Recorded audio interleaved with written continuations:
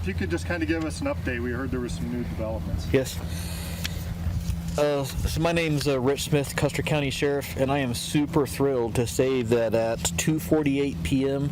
I received a call from Kirk Taylor, the U.S. Marshal for Colorado, that his team and the New Mexico State Police captured our suspect near Albuquerque, New Mexico. Do you have any update on the female that was with him, believed to be his girlfriend? She was in the vehicle at the time, and we're going to ascertain what her involvement is in this situation. So she's not in custody at this point? I don't know technically how they've done it down there, but we have some questions for her.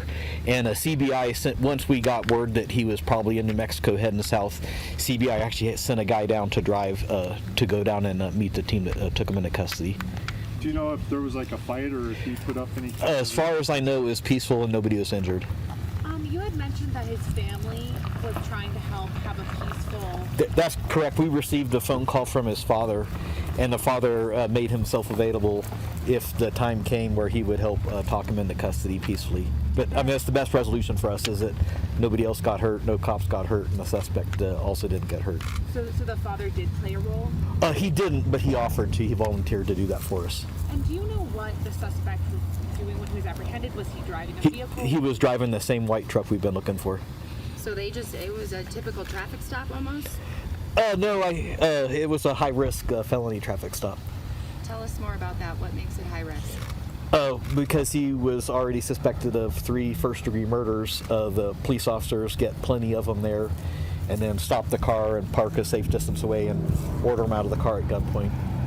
So this was more than just a get out of the car, Yep. hey, roll down your window. It wasn't a friendly chat.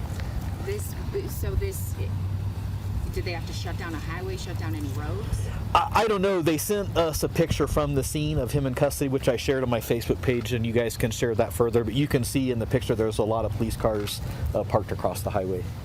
You were really emotional earlier when we chatted with you, and now... Well, our teams worked around the clock to catch him. Yeah. What's keeping you strong at this moment? Can you scooch back over that way just a little bit? Right. Sure. Yeah, so I would be remiss. Also, did you guys get the press release with the names of the victims? So now I want to take the focus off the suspect and put the focus on the victims. And so Patty Dalton, and the coroner did do notifications with the next of kin, but Patty Dalton is the gunshot victim who survived at the scene and is currently improving in condition at a trauma center in Colorado Springs. Her husband, James Dalton, age 58, was deceased. Robert Geers, Geers, age 63, was deceased at the scene. And then his wife, Beth Wade Geers, age 73, was also found deceased at the scene. And we'll continue to work. We got the suspect in custody, and that was the priority. And now we have a pretty lengthy investigation to go to take this case to prosecution. So I saw the Gears name on a sign on the property. Was he the property owner? That's correct. The Daltons and the Gears are property owners with the property bordering the suspect. Where's the Dalton's residence in? I don't remember, but the both of those are right next together. Okay.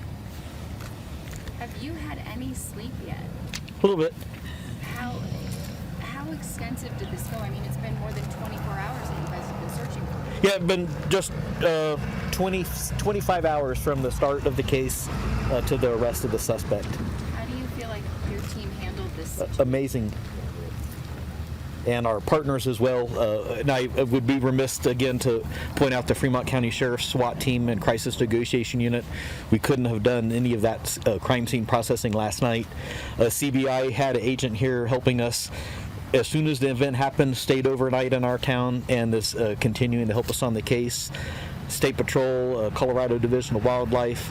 I got calls from Pueblo Sheriff, Chaffee Sheriff, Park County Sheriff, all offering help for us as well.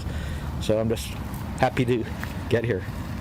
Now that we know the names of the victims, are you able to tell us if you knew any of them? Yeah, not at this time, but what I would like to say is I'll quit using the suspect's name just because I don't want to give him any notoriety. We just wanted to get him in custody and then make it about healing for our community and the families. Yeah, what would you say to the community or even those people on Rocky Ridge who are, probably a little relieved tonight. I hope that this brings relief to the neighborhood and to the community, and more importantly, closure to the families of the victims and their friends. One more question? Do you have any knowledge of why he was headed through New Mexico or further south? Does he have ties in that region of the country? No, we used the Kayak Colorado Information Analysis Center.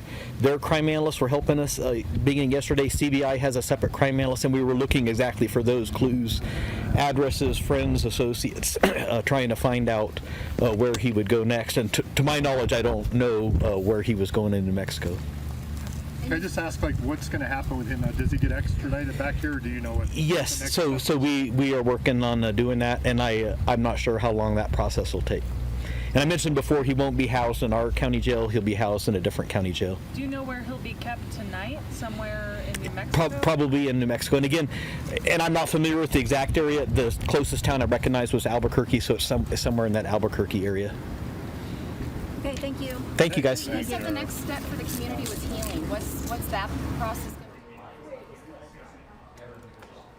Want to thank you for joining us in the 11 Breaking News Center this afternoon. We just heard from the Custer County Sheriff after the suspect in a triple homicide near Westcliff yesterday was taken into custody this afternoon. Now, he just said that suspect was located near Albuquerque, New Mexico, just before 3 p.m. Now, the U.S. Marshals and New Mexico State Police took him into custody. They said it was peaceful, no injuries involved. They also named the victims in this case, Patty Dalton, who survived and is currently improving in condition and returning to health here in Colorado Springs, and those who are deceased, James Dalton, Robert Gears, and Beth Wade Gears. Now, he says both of those families own the property bordering the property of the suspect. 25 hours from the start of this situation to the arrest of the suspect, and now the sheriff says they'll be moving forward in healing. We're going to have more updates on this in our newscast this afternoon at 4, 5:30, and tonight at 10. But until then, I want to thank you again for joining us today.